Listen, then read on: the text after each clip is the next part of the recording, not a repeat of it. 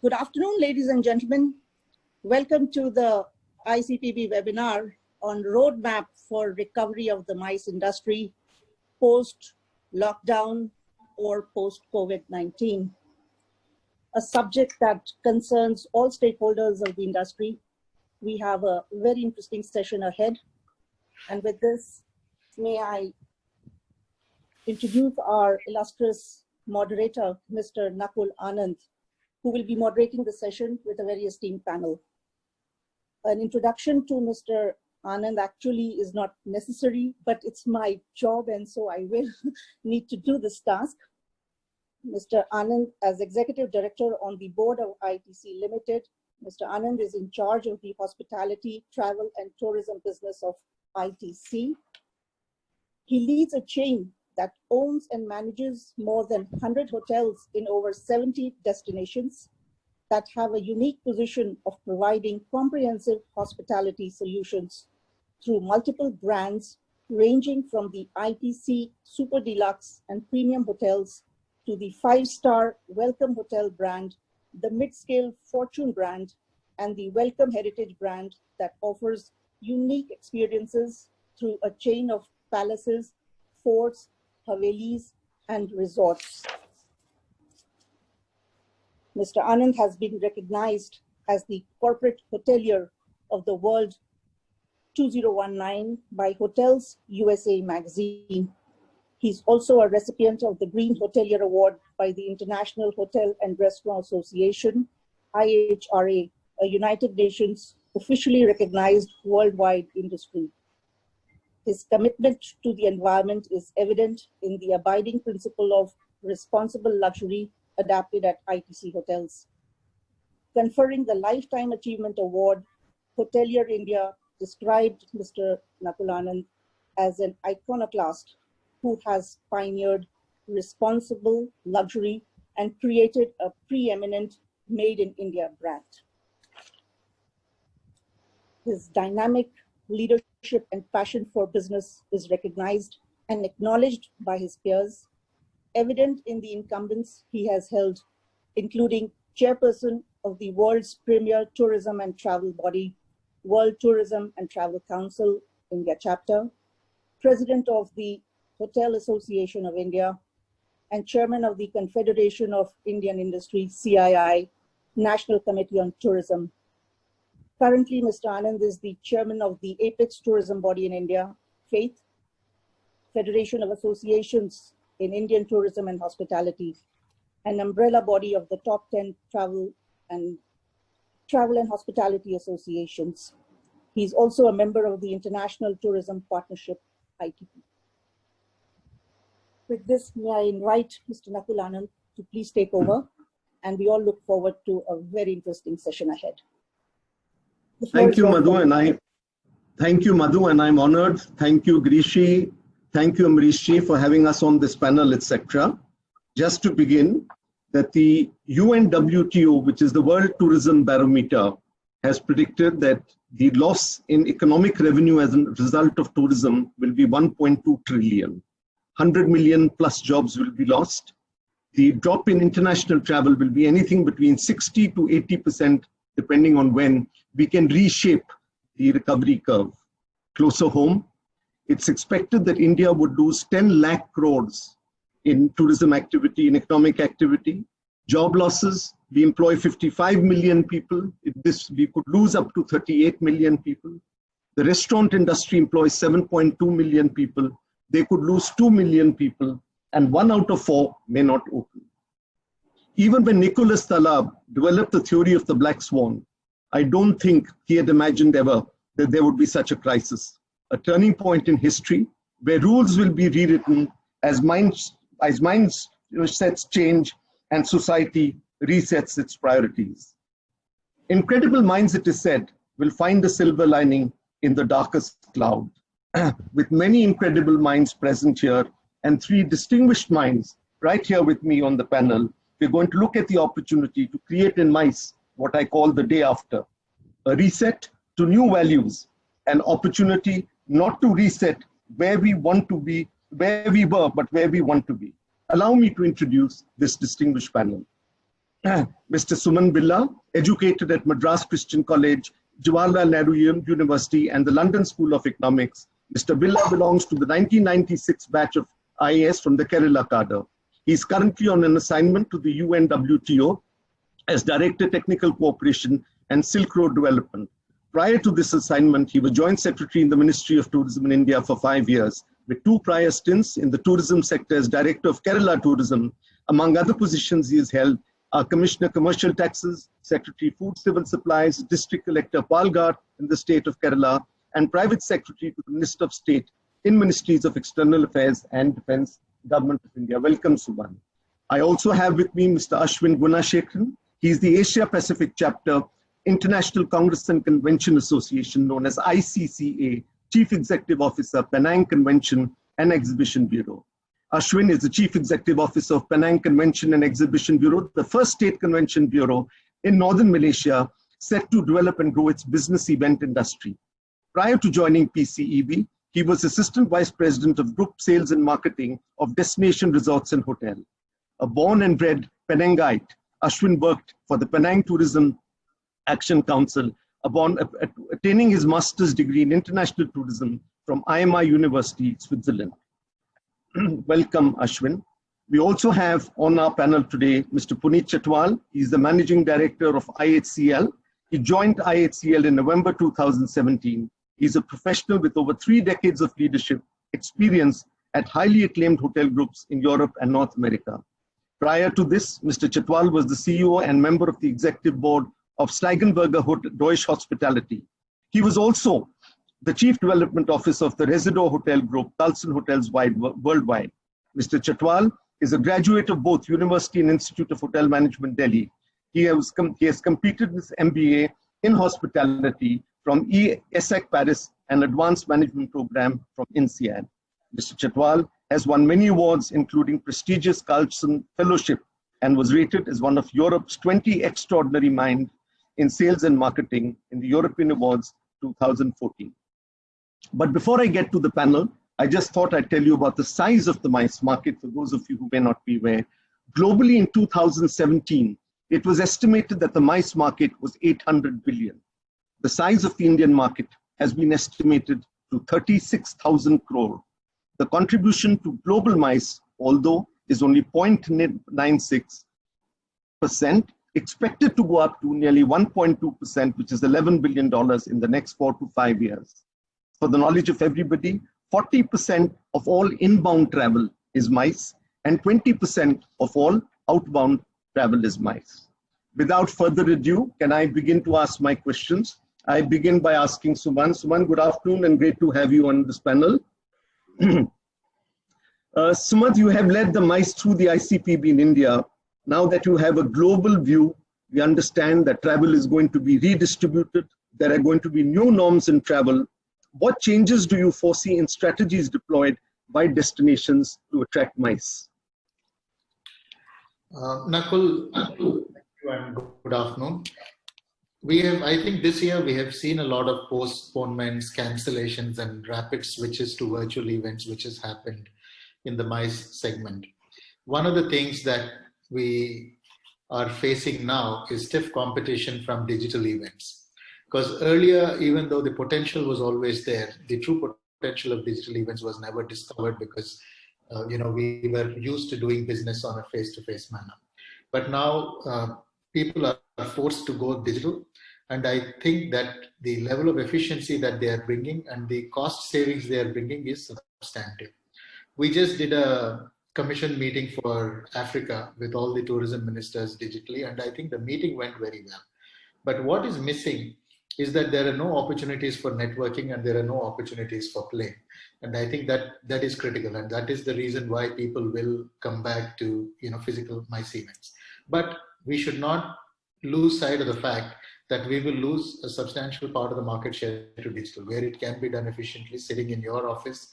I think that trend is going to stay, and it's probably not going to go away quickly. Second is one trend which is extraneous to the MICE industry, but it will have a big bearing on how we do this business is going to be. There are 3 factors which will be critical on how people will choose a MICE destination. The first is, what is the context in the stage of, in the context of COVID?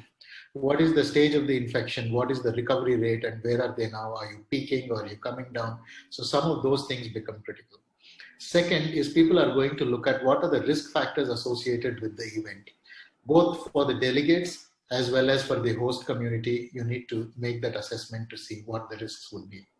And the third is the destination's ability or capacity for prevention and control in case, should something happen. It will be very critical in how people will choose destinations.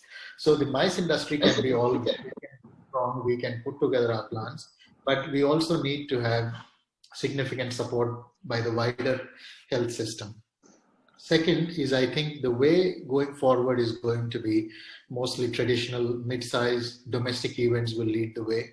And I think it will be some time before we see international events coming through. And the most important thing in this is going to be protocols, because unless we have protocols which are very robust, which develop that consumer confidence in people to say that it is safe to go. It is not enough to just have protocols, but it is also important to make sure that the world views us as following those protocols the way they are meant to be. And for the MICE segment in particular, we think that at the UNWTO, there are some things that we need to look at more closely. One is, I think we need to start using the outdoors more aggressively, because indoors have a greater risk of contagion, and outdoors should be used especially for banqueting and for the rest of those things. Second is, we will need to look at our convention centers and venues and see as to how we can downsize capacity in line with social distancing. Third is, we need to see as to how we can regulate the flow. Maybe we can take the help of technology, but not all delegates need to come and go at the same time. Maybe we should reduce the number of people coming in and going. Fourth, I think we need to risk profile participants, because if there are certain groups which are at higher risk, I think it makes a lot of sense to be well prepared for them and keep those things in place. And fifth, I think, and very important, is what is the plan that we will have in case some participants have, contract COVID or something. What are the protocol that we are going to do? Because earlier this year, when ITB got cancelled, one of the big elements that was going was, if some people come and they are COVID positive there, would Germany quarantine them, or how would quarantine happen in their home countries? And what is the protocol? Does it mean that all the 5,000 people you'll have to do contact tracing for those who have come to the conference? So these are some issues which are knotty, which we need to do. So to my mind, I think the situation for MICE is going to be a little difficult, because I think MICE will, the leisure tourism and business travel will come on first, but probably the group events will be a little bit later in coming up. But it also calls for us to strategize collectively. I think at destination level, the old model of working, the PCO will go find a conference and then he will come and chase up hoteliers and everybody else. I think we should get out of that game, because whatever business opportunities come, they are going to be keenly fought for. So I think it's very important that destinations come together, and it's not just the PCO, the hotels, the convention centers, down to the florist. All stakeholders should come together and put together a composite bid and say, how are we going to make use of these opportunities that are going to come? And if you're able to put together, I think there is a great case to go to the state government and center and say, these are our efforts, and how would you match us, or how would you support us to go and get them? Because I think the key really is to get a few conferences into India and make sure that we do them well, whether it is domestic or whether it is international. If we do them well, that itself is proof that we can handle, and I think the market will come back much faster than we think that it would. Suman, you mentioned that the choice of a destination will depend on the degree of COVID that they've had, or whatever the intensity. Now, every possible number that you look at can be questioned in terms of, some say denominator of testing, some say size of population, some say land mass, etc. Does the United Nations or WTO or WHO have a single number that they would go by? Is there any such single number which could become our barometer of extent of COVID? The WHO keeps the record of how countries are progressing, the number of new cases, number of deaths, etc. So I think it's not such a complicated thing to follow, because if the number of new cases are going to be high, and if the number of deaths are also correspondingly high, then we can assume that it is, it is at a reasonable amount of peak. But for countries in Europe which had the first wave of infection, like Italy and Spain, who are now opening up their borders for tourism, you can see that the numbers have dropped. And after their phase 1 and phase 2 of opening up, they're still not jumping beyond the margin. So that's a reasonably stable situation under which we can start. Do you, while I fully understand that the vaccine could be some time away, I think the jury is still out. Anything between 12 to 24 months is before the vaccine. I believe there are many viruses where vaccine has never been found till today, etc. So there's no guarantee. Therefore, the only way to move forward is to coexist and find ways how you can coexist with that. Do you think that in terms of a relief, the rapid action kit could help us out as an industry? That if we were able to rapidly test people and move forward, do you think there is any future in that? Do you think that, are we close to arriving at that? Anything from the international side, that any light that you can throw on this? So of course, if there is a vaccine or if there is a definitive medicine, that's going to be the silver bullet, and we will go back to normal starting tomorrow. But that is still some time away. There is a lot of progress that we see in research, but neither the WHO nor anybody else at this stage is able to definitively say when or how that is going to come. The rapid testing kits is something that some countries are already following. Maldives is working up a protocol because they want to open up. So they are asking for either an antibody certificate. The person should carry an antibody certificate, which is 2 weeks old. Or some countries are now asking for rapid tests. In fact, the state of Kerala is now asking for rapid testing for people who are coming back on Vande Bharat flights as well. The only problem with the rapid testing kit is that the reliability of that has not been very robust. But I think we might be in a position where we will be able to do, and I think that will be a good way for us to move forward. But of course, we need to also keep in mind that anybody going for any event will have to necessarily do the blood test, and that itself will be a little bit of a wet blanket for some of them. 2 points that you could suggest on the roadmap for recovery would you suggest to ICPB? 2 most important points that come at top of your mind. One of the things that ICPB has been working diligently over the past many years is to create state chapters, because whatever else we may talk, India as an entity cannot be a bidding entity because it's too large. There are too many places. So I think it's very important for us to have regional chapters or destination level chapters, like the Hyderabad has an agency which has all the stakeholders, and then they go out. I think we need to speed up that process. Like when I said, if it is Cochin or Delhi, I think the stakeholders need to come together.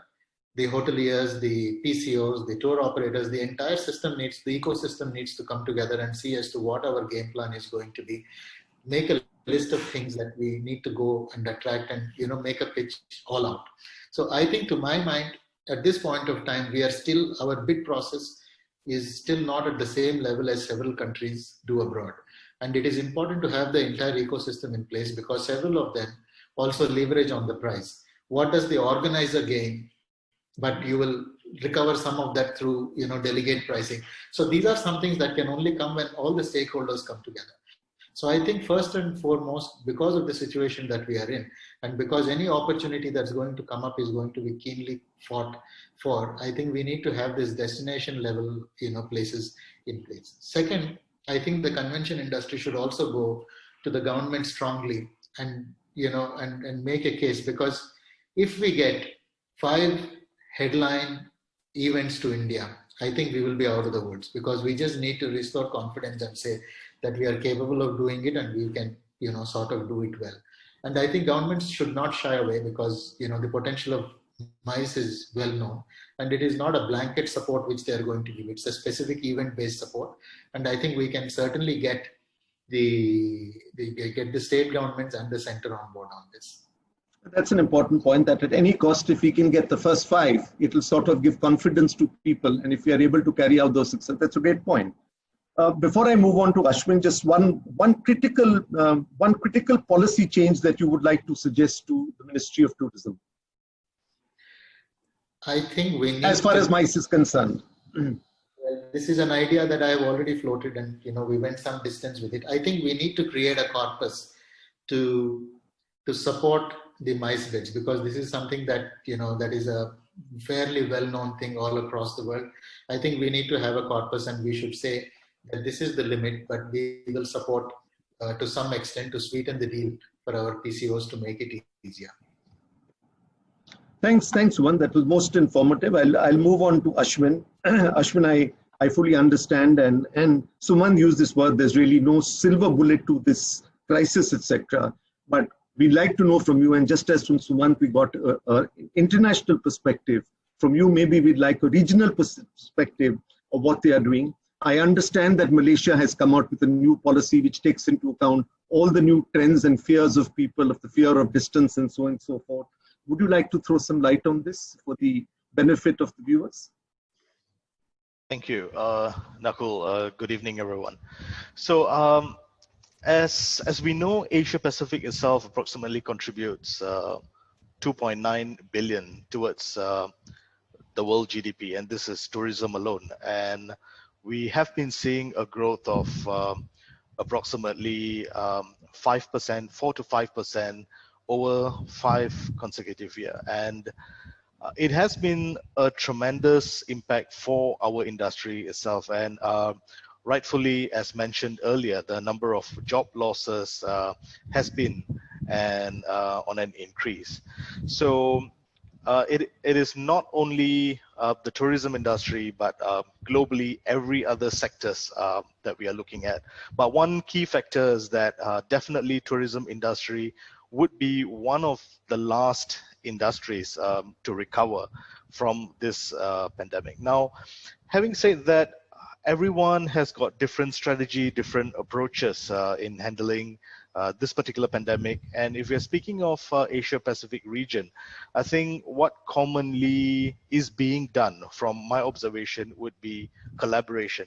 Now, there has been major collaboration processes that has been done amongst neighboring countries. And one interesting pointer that I would like to make is also there has been collaboration processes amongst bureaus, and this was a question that was thrown to me much earlier. So as a bureau and a bureau, we don't see each other as competitors anymore. We are very much a complementing partner. So this has been something new, and people have actually seen how much of power such collaboration and complementing processes has brought about.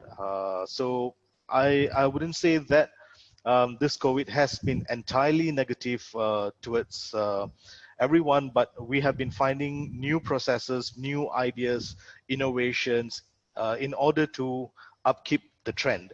So that's happening. And within Malaysia, not only Malaysia, but also amongst the Asia Pacific region, everyone has been creating guidelines or SOPs in certain cases.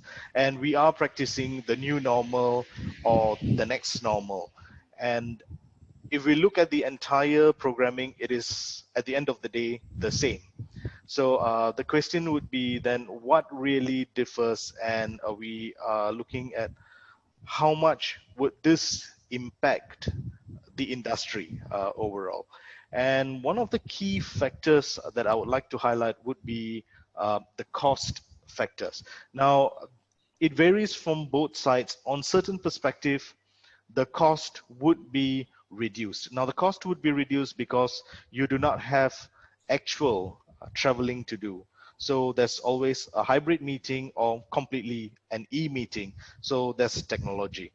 However, when eventually we are moving away from this crisis, then you have a mix of both hybrid or even actual conferences happening where you will see income actualization.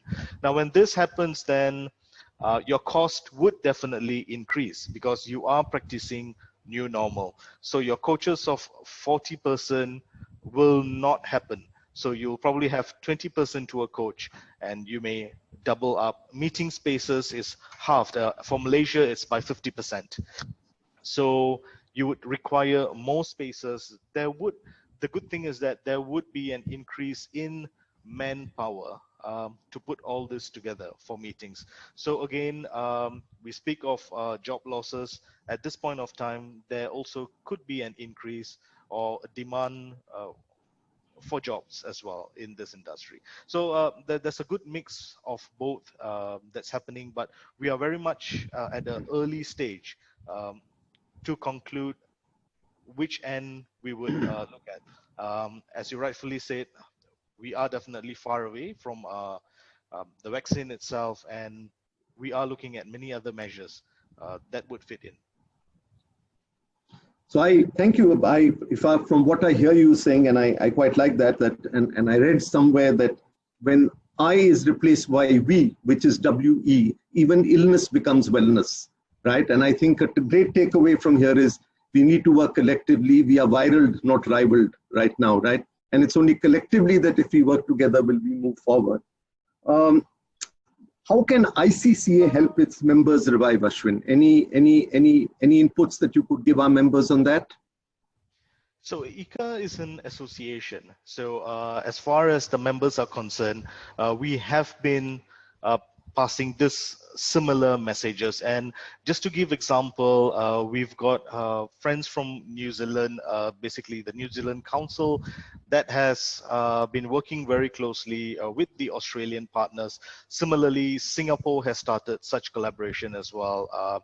We're looking at Macau with low population, which has also started a collaboration method. And similarly, with Japan as well. And Penang on that matter has also started collaboration with other bureaus. And ICCA acts as a platform to support ideas. We've been organizing webinars, and there have been a lot of interest. Thailand, for example, has started a webinar partnership with ICCA, and this is again open to all partners. So everybody has been taking turns, sharing ideas, sharing initiative, even to an extent of sharing strategy. So that's how the association has been moving forward and progressing in these times. My last question to you, learning from the Penang Convention Bureau, where you've been involved a lot, or some of you've got a huge region, any 3 steps that you believe that we should take in India that can be a game changer? Definitely. Firstly, when we look at this entire crisis that we are going through, it's far beyond a tourism crisis.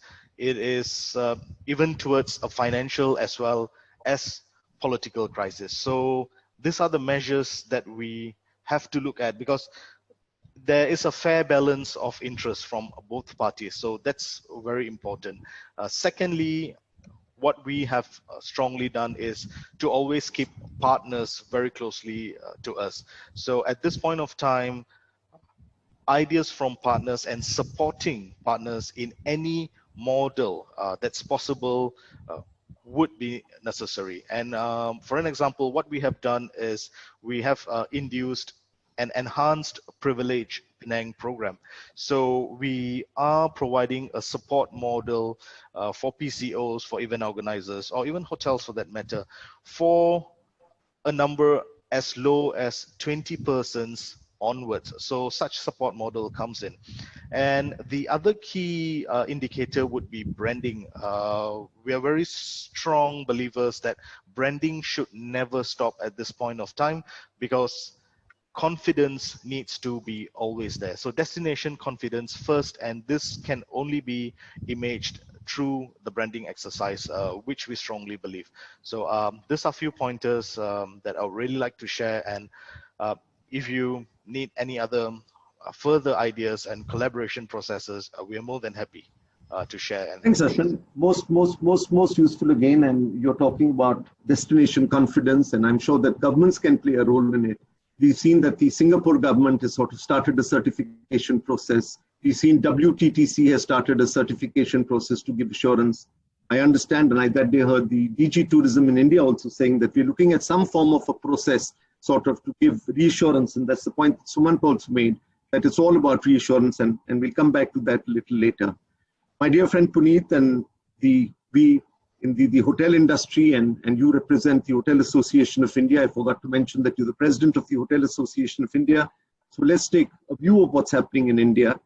The rise of distance, the fear of infection has all affected a very major part of the Indian revenue model of hotels. The big fat Indian wedding has gone and a diet. Buffets have perhaps seen their last supper. Space ratios will have to be redefined. I understand that earlier the International Building Code said 15 feet and 5 feet, and now WHO, without making a distinction on a vertical buffet or a sit down, says that it's 27 feet. We are today in a situation where people want hands-free everything, no touch solution. And it is obvious that even going in what I say, the AC era, the in-quarantine traits will become new habits in the age.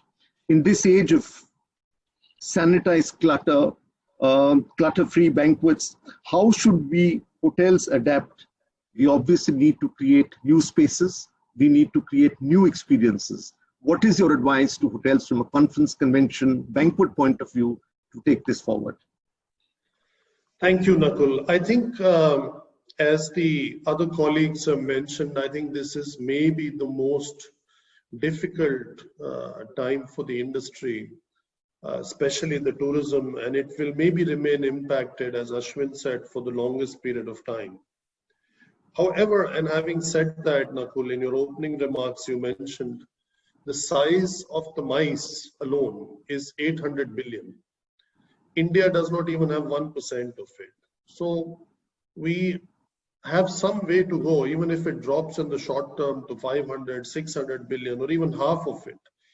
I think important for India would be to gain that market share.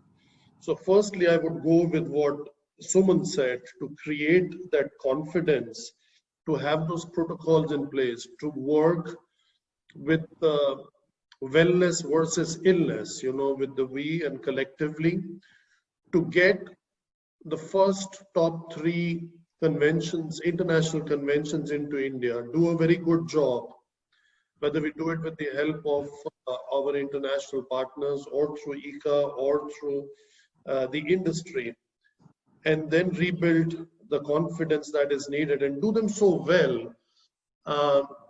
And I think we have always risen to the occasion, whenever we have had historical events in the country, like a NAM or a Chogam or a Asian Games. I think India did surprisingly well versus what anybody thought it was capable of doing. So I think we can do some big international events, do it well, and get the confidence back, not just for India, but for the region, that it is safe and it is good to do business the way it was done before. That's the first thing. The second thing is, every crisis is an opportunity. And I think from a hotel association point of view, that's the second point I want to say. We have been, and you have been as the former president of Hotel Association and as chairman of FAITH, lobbying for that our sector should be declared as an industry at the state level, get the infrastructure status at the center level, get it added in the in the constitution chapters, and all that is missing. I think these are things, and the timing could not have been better than ever before to do it, because this cost nothing. And why is this so important? This is important because it's a very capital intensive industry and also a labor intensive industry. So obviously your cost of capital will go down because you get the infrastructure status. Your cost of operation will go down because you get the industry status. Suddenly, the affordability of building large convention centers attached to the hotels is more affordable than it was a year or 2 years ago. I think this is inevitable. This will happen.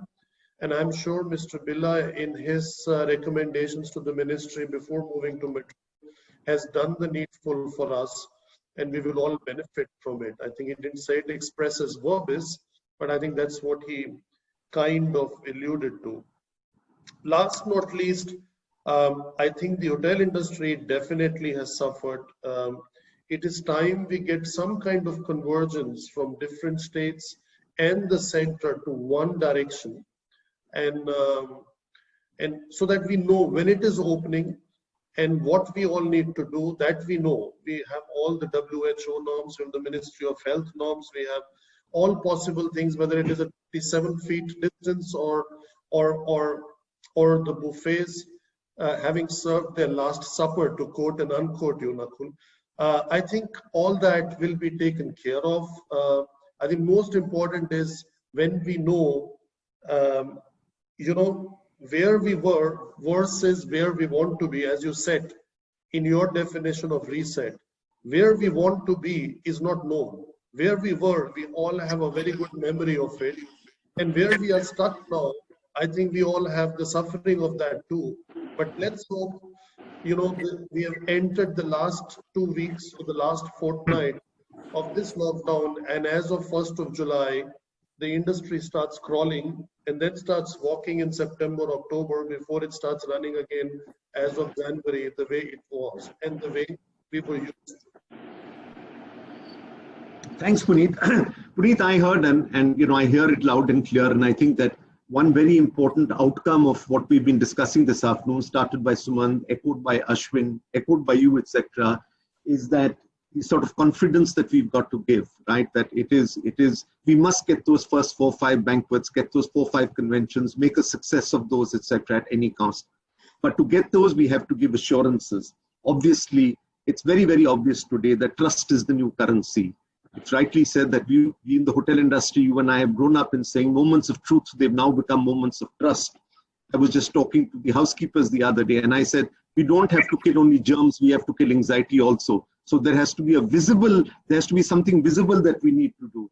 How do you think we as hoteliers could help our fellow friends in ICPB, etc., to give this confidence to them that when they bring forward such a thing, we would take it forward with the trust that they have put into us? What should we do as hoteliers? What would be your advice to hoteliers? If you allow me on a lighter note, Nakul, because you used a very important word.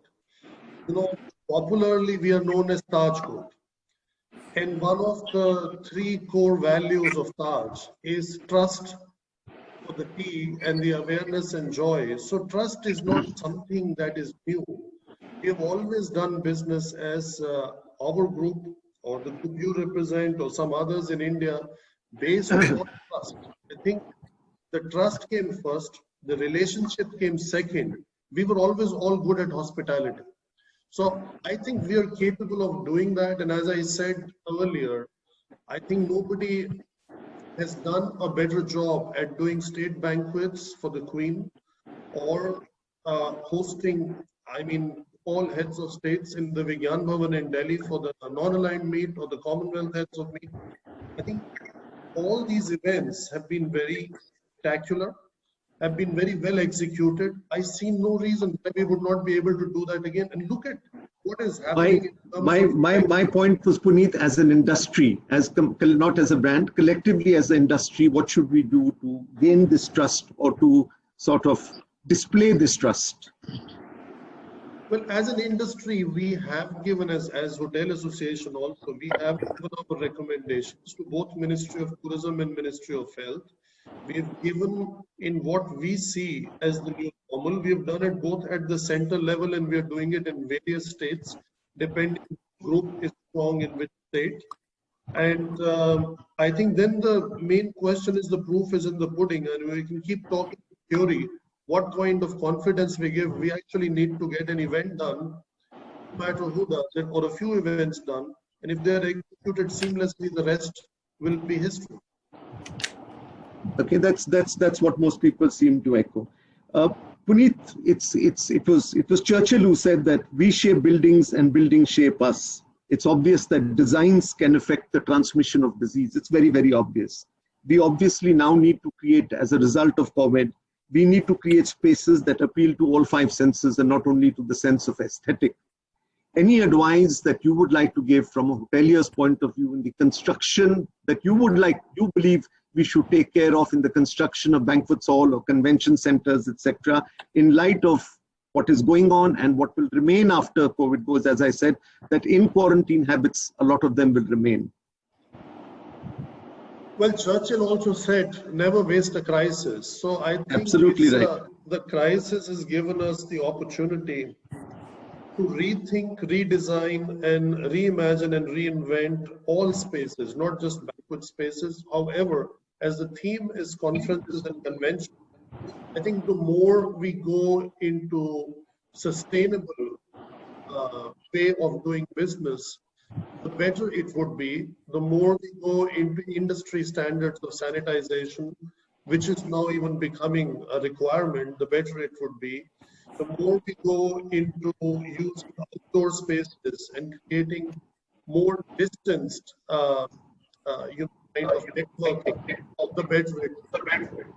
So I think there is a host of things that we can do.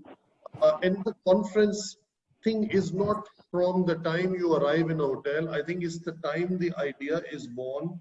And if it is going to be that 40% international contribution that we have had because of the inbound business coming into India, that 40% from the time they board their flight or any other mode of transport to the time of they arrive at the airports or at any port of disembarkation, from the time they leave that place to arrive in the hotel and their, kind of departure, all has to work together and all has to work brilliantly. Actually, many countries have already done that, even pre-COVID, pretty well at certain conventions, which I can take a lot of examples I gave of NAM and CHOGM, but even our hotel industry events in Dubai, if they were, one of the benchmarks, I think the job done at the Arabian Hotel Investment Conference for any of those events was absolutely par excellence. And I think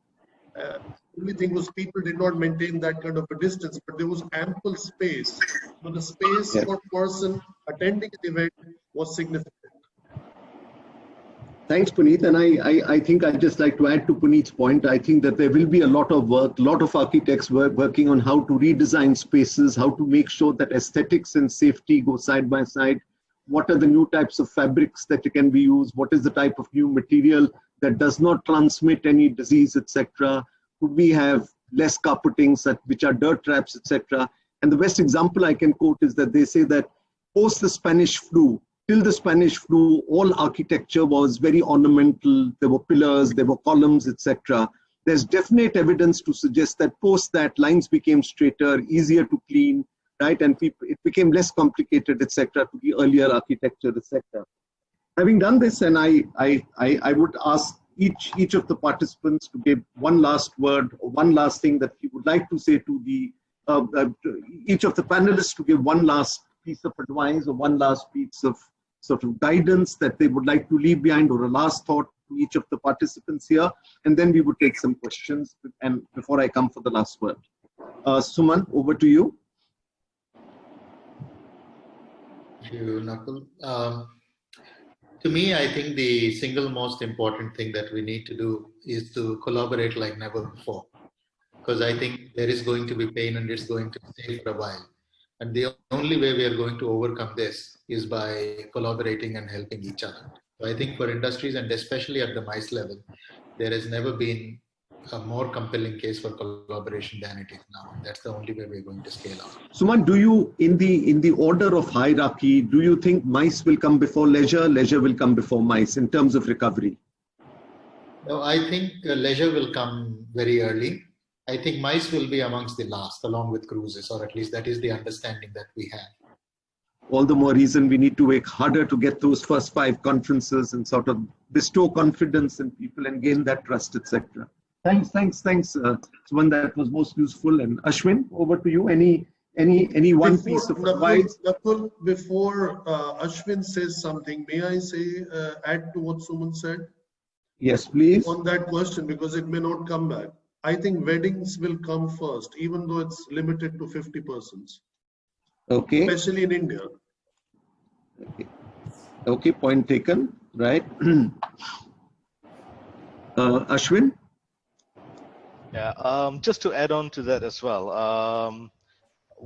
from what we have observed and what we have secured is the businesses that's supposed to take place this year, we have moved it to next year and the year after, and so on. So yes, we do see leisure.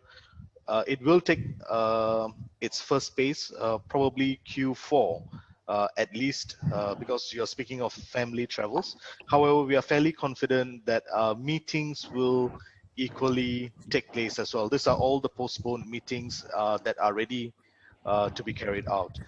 And what I would like to say here is, be it the pandemic or not, we are still in the people industry, and in our industry, or rather the service industry, people's touch and that service factor really counts. So I truly believe that it's just a matter of time before we recover, and we will be back to the actual normal, and we would not really stay in the new normal forever.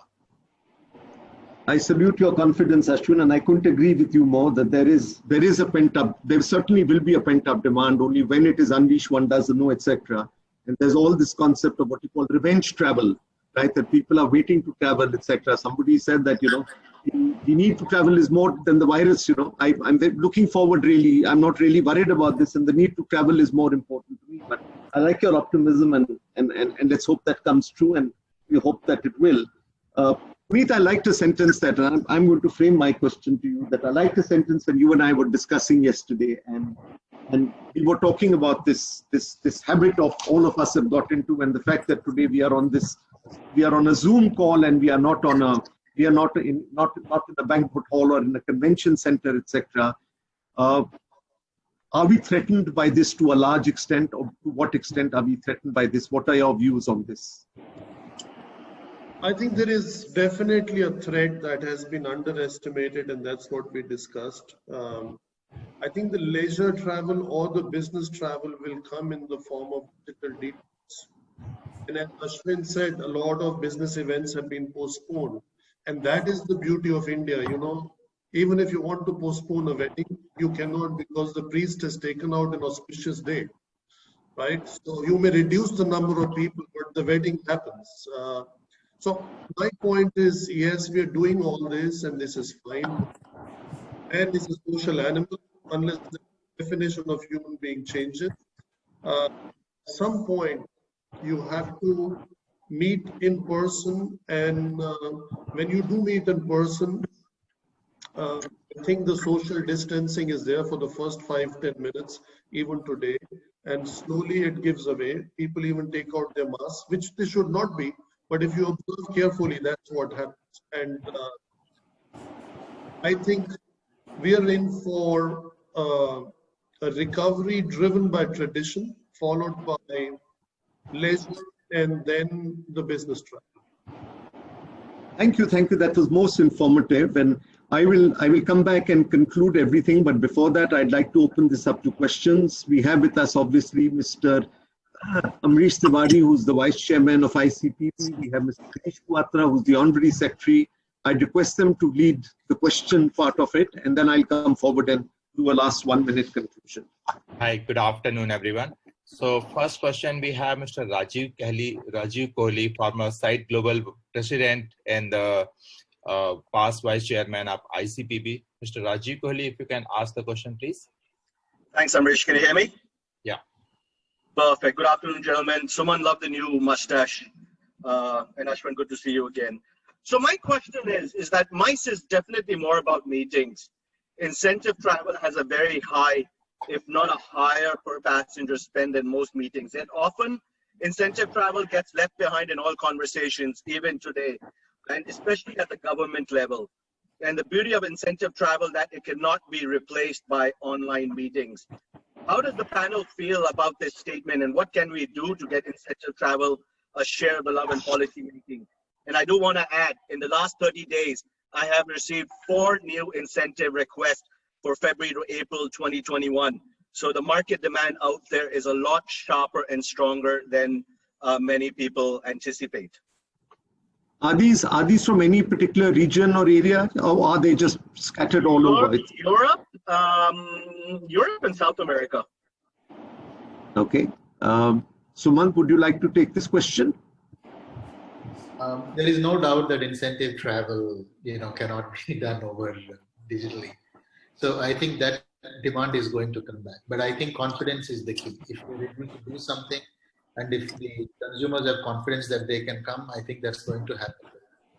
From the government side, I think, and I had mentioned this point when Nakul had raised it earlier, is I think we need to go to the government and say that have a corpus which can support or sweeten the deal, because it's going to be a very, very competitive marketplace. Chase up any opportunity.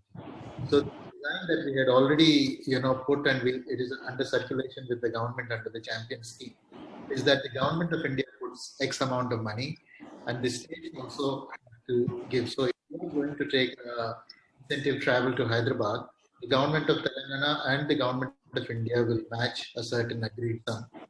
That is to strengthen the deal. So I think that is something on which we had a reasonable amount of agreement on before. So that is something that is pursued.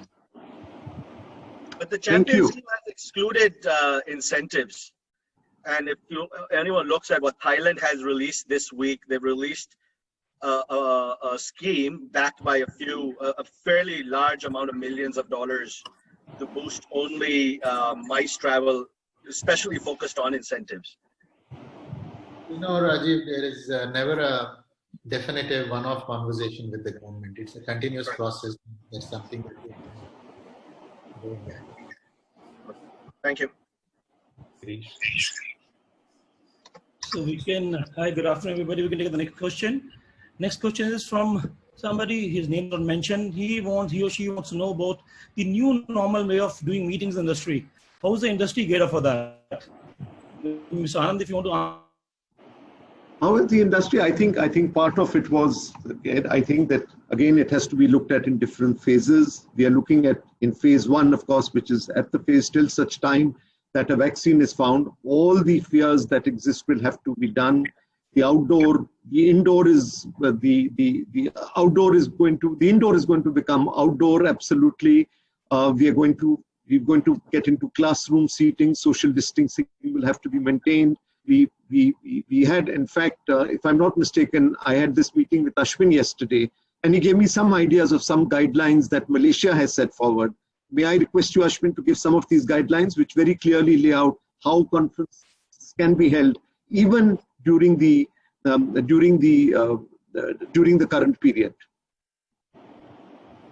Right. So, as for Malaysia has come up with the overall guideline, which is simply 50% of your meeting capacity, and of course you have to follow through the guidelines that every venue or every travel sector that has set. Now, I would be more than happy to share what Penang has done. And this again goes back to what I've mentioned earlier in bringing partners together. So we have actually formed a task force, and this task force comprises of about 35 partners, and they are from 6 different sectors, namely hotels, venues, unique venues, PCO, meeting planners, logistic partners, DMCs. And we have segregated them all into their very own sectors, and we have had a total of 18 task force meetings over the past 3 weeks. And we have been sitting in every of this task force meeting in order to come out and to agree with one formal SOP or guideline that we will be implementing for all this sector. And we are looking forward for all these guidelines to be bought off by the state health department end of this month, and we'll have them released. And like what rightfully Rajiv said earlier, yes, the good thing is that we do have enquiries coming in already, be it for meetings or even incentives for that matter. So once these guidelines are in place, we will be able to support incentives, we will be able to support meetings with the guidelines. And in addition, as a bureau, we will also have to further provide support to the clients who are bringing in this business into Penang. So that's at least the module that Penang has set in line complementing with the federal SOP as a mask. Thank you. Thank you. Thank you. So next question is from Vikrant Tolani. This is to the Puneet. Puneet, how can we move away from traditional home away from home definition taught to us at IHMs with that missing experience at a hotel with no touch? And second, related to only you, if for the MICE, what IHCL has strategy to overcome this, especially the MICE design properties, how to maintain the social distancing? This was asked by Romy. Yeah, I think firstly, Vikrant, I think that was the name. I think I'm still struggling to understand this whole social distancing and new normal, which is not homogeneous with the airline industry and the hotel industry. If I have to take a flight 8-hour or 9-hour to London, social distancing is not important, but if I have to sit in a meeting for 2-3 hours, the social distancing is very important. So I'm still wondering when we will find some kind of a coherent solution so we can address it as an industry in a very serious fashion. So what's the big difference when you sit in a plane versus when you sit in a hotel banquet? So anyways, so that's one. The second is home away from home is a generic definition on how you feel when you are treated in a hotel. So I can here answer on behalf of the entire industry today that it is hosting medical workers, medical staff who are unable to go to their houses, whether in Mumbai or in Delhi or in Bangalore. The entire medical fraternity, despite the staff getting, into a very high risk of getting infected themselves, because some of these people, as you know, a lot of hospitals had to shut down. People were carrying those kind of infections. And a lot of those cases were found in hotels. They were still treated and are currently being treated as I speak, as if they are in their home and this is their part-time family. So if this can happen in the middle of the crisis, you can imagine going forward, there'll be ways and means in terms of doing that service, because just getting close to a guest is not a homey service. Homey service is, you feel at home, and it is also not very intrusive. So in the Western part of the world, people who have lived there will tell you that very intrusive service is not considered homey. It's considered intrusive. I think a little bit of that balance will come, which is very healthy, which is very good going forward. Because if you take a sip of water and somebody comes and keeps pouring, you can't have a conversation. So I think some of those changes were anyways long overdue, and this crisis helps us to get. Puneet, sorry. Yes, Nakul, please. Puneet, I may like to add to that in giving good service, it's not necessarily that you've got to touch the person, right? You have to touch the heart and not touch the person. As a symbolic example, I can give the namaste. The namaste has always touched the heart. It is no way inferior to the handshake, which was a physical touch. In the same way, there are many ways in which service will be redefined, but service doesn't have to physically touch the person. It must touch the heart. Very well said, Nakul. This is the difference. I think you don't have to physically touch a person, but touch a heart. So I think that will be the new definition for the industry from home away from home. I think it's very, very well articulated. And finally, what we are doing, I think all companies are coming up with their own strategies.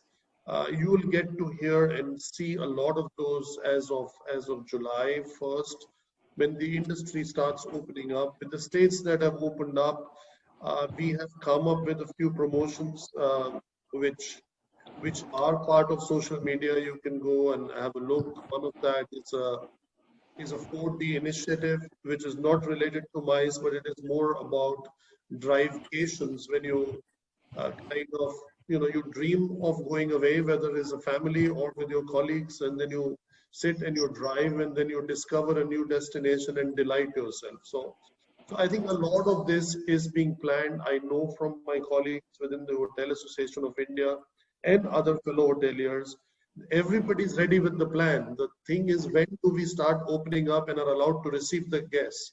So once that is there, you will see a lot of innovation and new ways of attracting MICE business to our industry. Next, thank you, Mr. Chhatwal. Next question, Ashwin, is for you. Of course, Mr. Anand also asked this partly during his discussions. The question is, one strong tip that you want to give to Indian Convention Promotion Bureau, the question by Vikrant Gulani, that we should, India should follow, as ICVP should follow in terms of overcoming this Corona symptom. One strong tip to ICBP. I think what's important is the branding. Branding first, collaboration second, and to constantly engage the partners, at least in terms of education model. So that's another thing that we have been doing with the partners. We have already aligned educational webinars for partners, because at this point of time, you really need a high level of positivity. So that is something that we are more than happy to share. So if we can have that, then we'll have everyone on the same page. And one more question, just aligning with, of course, the meeting industry, I want to put up to you. The question is that when we talk about virtual meeting we're talking about, it's just temporary phase. In the temporary phase also, how does the financials get addressed? This is a question by Rajkumar Vijayan. How do we address financials, the exhibitors' money, the sponsors' money coming in? How is that addressed in virtual meetings? So if you're looking at virtual meetings, the most you could go on is banner sponsorship, and you could go on sessions sponsored by, again, a brand presence. So to that extent, if it has got a certain level of credible speakers on board, and you may charge the participants a certain value.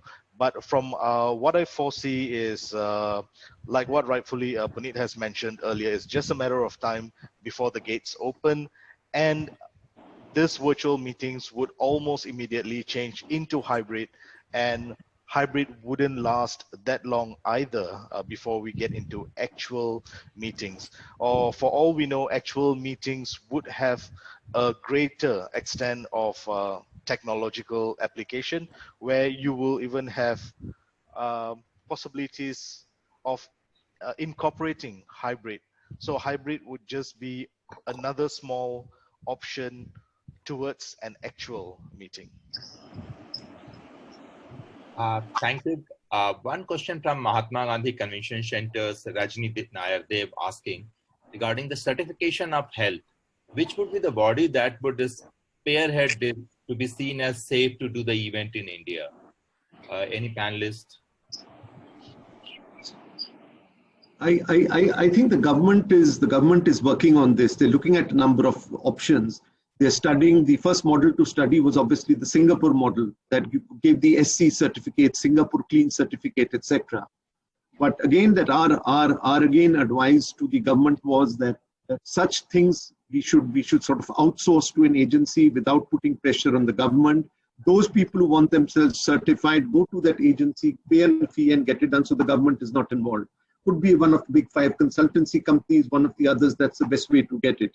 Many years back, this is what we recommended. If you remember, when Mrs. Renuka Chaudhary was the tourism minister, we worked with her on doing something called Atithi Devo Bhava. That was a clean certificate for dhabas, restaurants, hotels, anything which is certified by the government. And the methodology that we had certified was a similar method, that at each level there will be a private person. And if I want to get certified, I'm a restaurant, I go to this agency, I pay my fee and I get myself certified, provided I qualify. So it would be outsourced, but I think there's a good opportunity. Again, WTTC has taken out their certification model.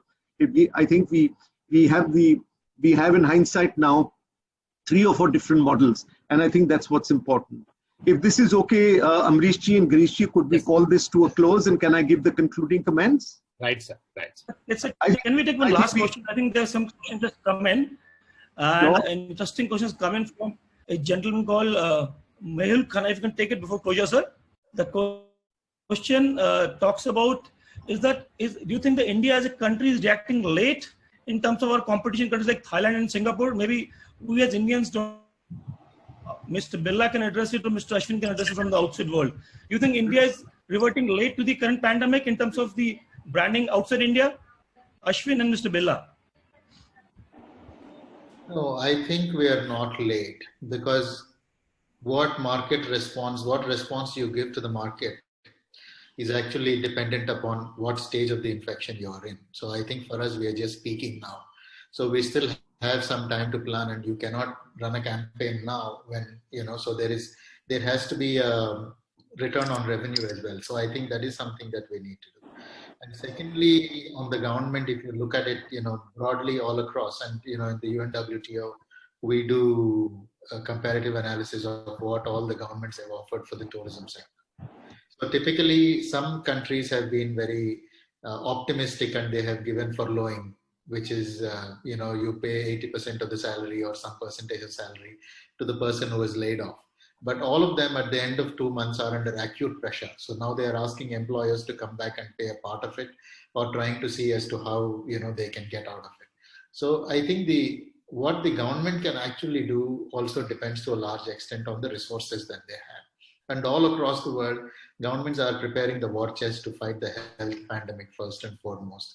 And support to the industry and to the economy are, as of now, what we see is that several of them are still mostly in paper. They're commitments, but they're not being, rolled out yet. So I think we need to understand that governments are in as difficult a position as the industry is. And I think we need to also, I think the key is really that God helps those who help themselves. We should go to the government and say, you should support us with these things, but we can't expect the government to pick up all the burden that we have.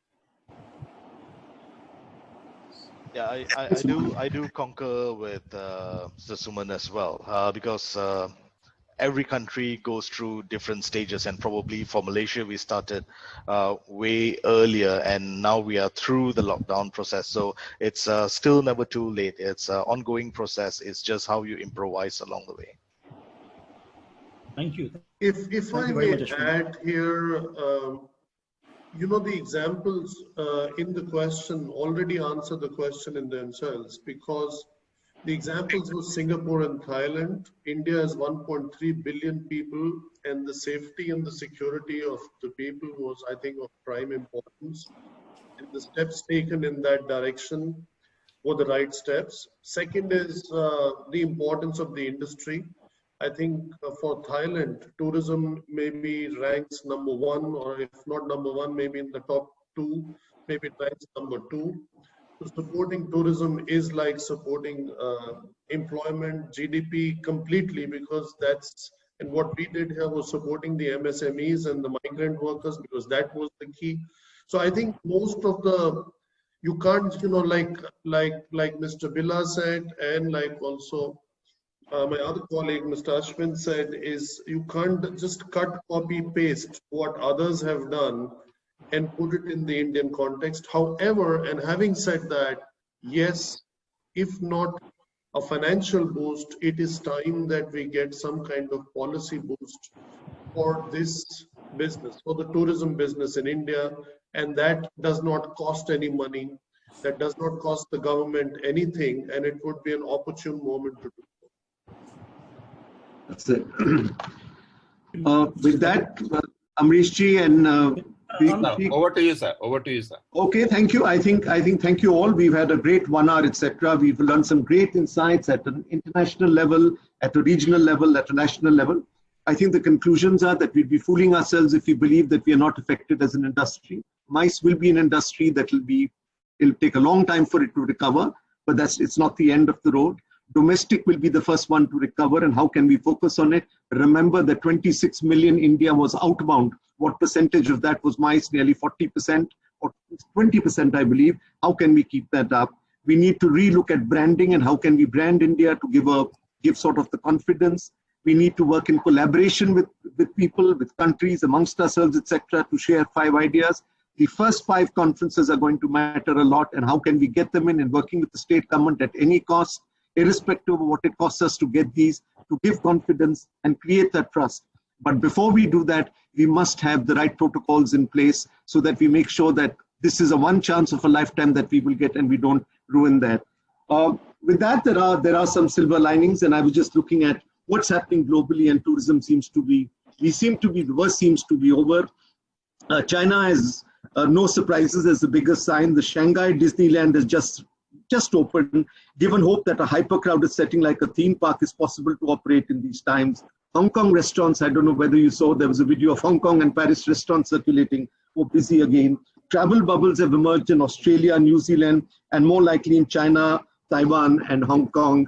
The Baltic states of Latvia, Lithuania, Estonia are all opening borders and creating travel bubbles. There is a green line that has been opened between China and Singapore for protocols, and therefore travel has started between them. Vietnam, the success story of Southeast Asia in the battle for coronavirus, is now looking to reopen international travel.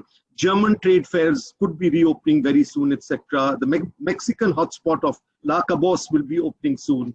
And can you believe it, that the biggest hit city of the planet, New York, is now thinking of reopening tourism and coordinating for it for the next 2 to 3 weeks. So all of it is not bad.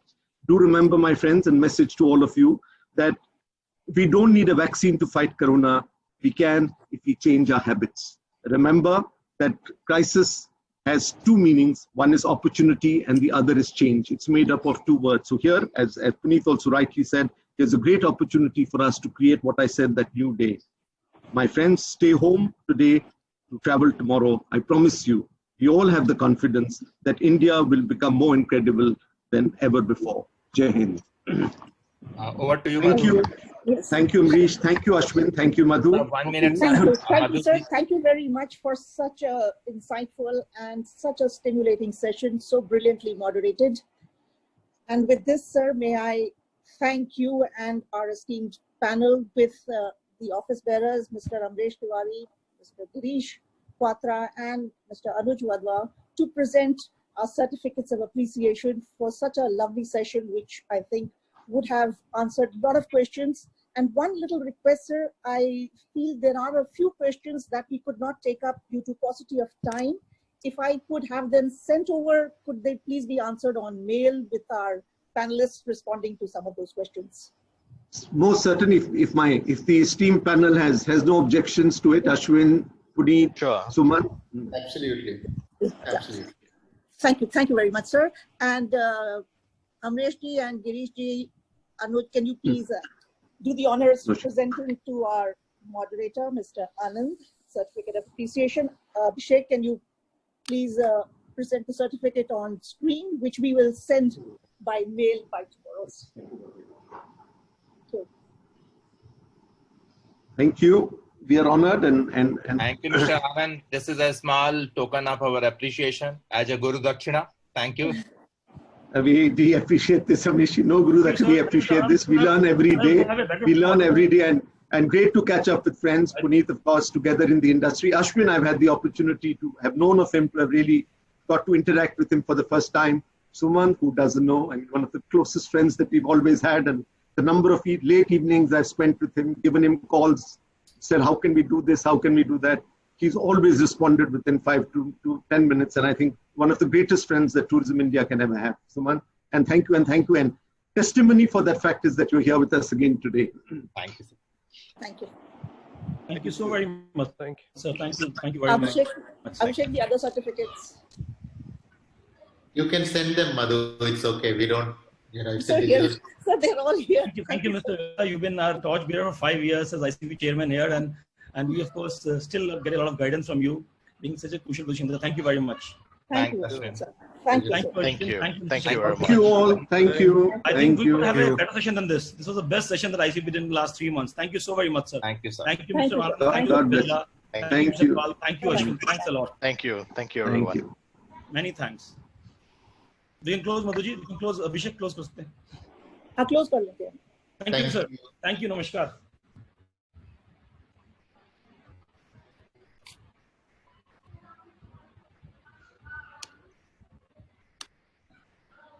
I think thank you, Sanjeev. You've been kind, and thank you, everybody. I think it was a great session, Amrish. We had a great session today. Absolutely. Very enlightening, and in spite of so many webinars happening every day, we had seen 480 people joining us live for whole 1 hour of the session. Excellent session.